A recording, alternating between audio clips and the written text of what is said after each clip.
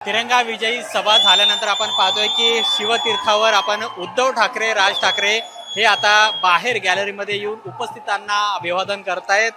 जी सभा विजयी सभा पार पडलेली आहे त्यानंतर मुंबईकरांचे आभार मानण्यासाठी उद्धव ठाकरे, राज ठाकरे, रश्मी ठाकरे, शर्मिला ठाकरे आणि संजय राऊत हे सुद्धा आपल्याला या गॅलरीमध्ये पाहायला मिळालेले होते. उपस्थितांना त्यांनी हात सुद्धा दाखवलेला होता आणि त्यांचे आभार आहेत ते सुद्धा यामध्ये मानलेले आहेत.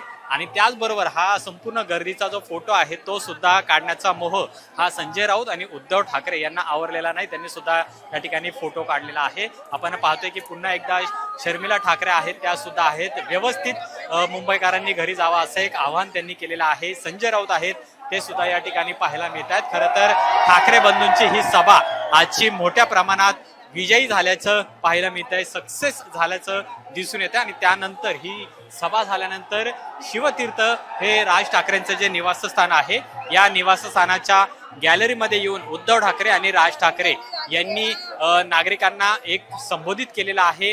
त्यांचे धन्यवाद म्हटलेले आहेत. ज्या संख्येने तरुण एकत्र आलेले आहेत, मुंबईकर एकत्र आलेले होते, त्या मुंबईकरांचं धन्यवाद हे सुद्धा उद्धव ठाकरे आणि राज ठाकरे यांनी मांडलेले आहेत. आणि त्यानंतर एक हे दृश्य आपण पाहतोय की पुन्हा एकदा ठाकरे बंधू हे आपल्याला या निमित्तानं एकत्र पाहायला मिळालेले आहेत.